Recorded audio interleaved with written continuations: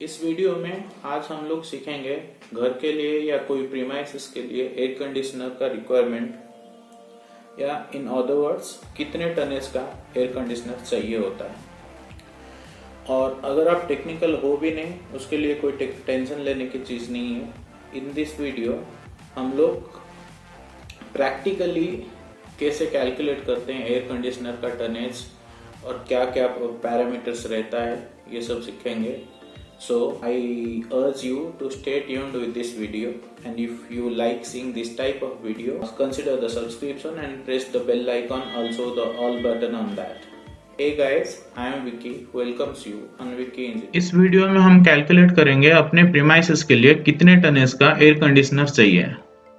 अगर आप टेक्निकल नहीं भी हो तो भी इस वीडियो देखने के बाद आप 10 या 15 मिनट के अंदर आप खुद के घर के लिए या खुद के प्रीमाइसेस के कोई और प्रीमाइसेस के लिए कितने टनेज का एसी चाहिए वो कैलकुलेट कर सकते हो। और कैलकुलेशन स्टार्ट करने से पहले एयर कंडीशनिंग होता क्या है और हीट लोड शीट कैसे कैलकुलेट करते हैं, हीट लोड शीट के लिए क्या क्या चीजें कैलकुलेट करना पड़ता है, ये चीज इन ब्रीफ जान लेते हैं। As you see over here, ये एक थंबनेल है, अपने एक ट्यूटोरियल सेशन के लिए बनाया हुआ था। मैं सोचा इसके थ्रू आपको बता दूं तो आपको कुछ आइडिया आ जाएगा और इजीली समझ में आ जाएगा। फर्स्ट, एयर कंडीशनिंग होती क्या है।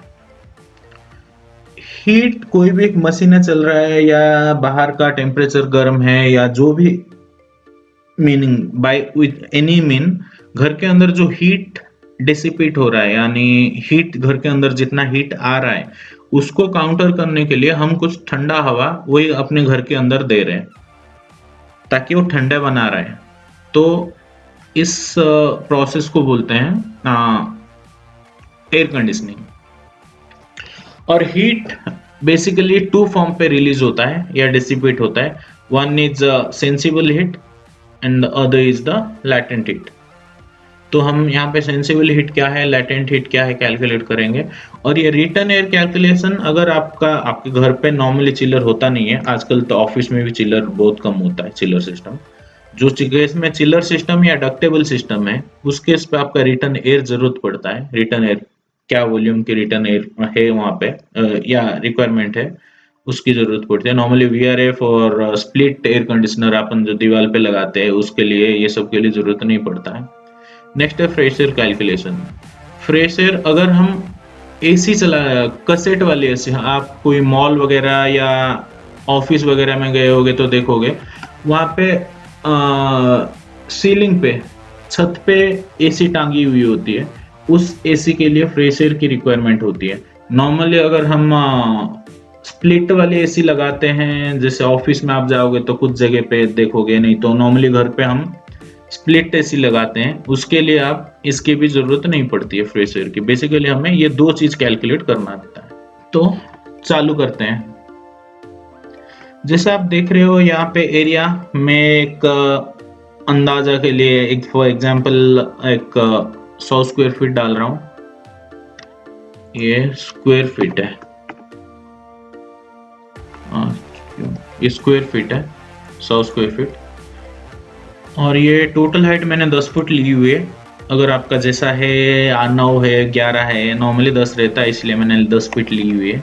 ये फॉल सीलिंग लेवल घर के अंदर होता नहीं है नॉर्मली, इसलिए मैंने ली हुई है 10 फीट। अगर आपका तो फॉल सीलिंग है, यहाँ पे आप फॉल सीलिंग क्या हाइट है डाल सकते हो। अगर ये आपका 8 फीट है, 9 फीट में जैसे है आप यहाँ पे डाल सकते हो। मैंने फिलहाल कंसिडर नहीं किया हुआ है।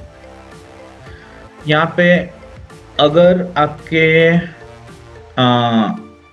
घर पे स्प्लिट यूनिट क्या प्लान कर रहे हो, नॉर्मली कसेट यूनिट लगता नहीं है। जहाँ पे कसेट यूनिट लगेगा वहाँ पे सीलिंग की जरूरत रहता है, नॉर्मली होता नहीं है। अगर आप कसेट यूनिट के लिए जा रहे हो तो आपको ये वाली प्लान, ये जो इसमें मैं हाईलाइट कर देता हूँ, ये जो लाल में टेक्स्ट दिख रहा है, रेड टेक्स्ट दिख रहा है, ये आपकी जरूरत है। अगर आप नॉर्मली एयर कंडीशनर के लिए मतलब स्प्लिट यूनिट के लिए जा रहे हो, स्प्लिट यूनिट मतलब जो दीवार पे लगता है हाई वाली यूनिट, उसके लिए ये फ्रेश एयर की इतनी जरूरत नहीं पड़ता है एयर चेंजेस पर आवर के। ये हो गया सेंसिबल हीट कैसे कैलकुलेट करें। सेंसिबल हीट वो हीट डिसिपेशन होता है जिसमें समझो आप घर के बाहर आपका 38 या 37 डिग्री सेंटीग्रेड है, और घर का मतलब दीवार के थ्रू वो कितना हीट आपके घर के अंदर आ रहा है उसको बोलते हैं सेंसिबल हीट। जहाँ पे टेम्परेचर डिफरेंस आ रहा है, बेसिकली जो हीट डिसिपेशन में टेम्परेचर डिफरेंस आ रहा है उसको बोलते हैं सेंसिबल हीट। जैसे आपका नॉर्थ फेसिंग वॉल कितना है यहाँ पे डालोगे, साउथ फेसिंग अगर कुछ है और वॉल फिर ईस्ट फेसिंग कुछ है तो यहाँ पे डालोगे। अगर नॉर्थ में कितना फेस कर रहा है हम लोग, मैं डाल ही देता हूँ चलो। यहाँ पे एक 10 बाय 10 एक 100 फीट समझो, नहीं 5% डाल सकते हो। ये सेफ्टी फैक्टर है जो अपन एक्स्ट्रा लेते हैं क्योंकि कंडीशन और एटमॉस्फेयर सेम नहीं होता है, हर टाइम चेंज होता रहता है, इसलिए सेफ्टी फैक्टर है। नेक्स्ट हम जाएंगे लैटेंट हीट कैलकुलेशन पे। ये आपका ये लैटेंट हीट आ गया।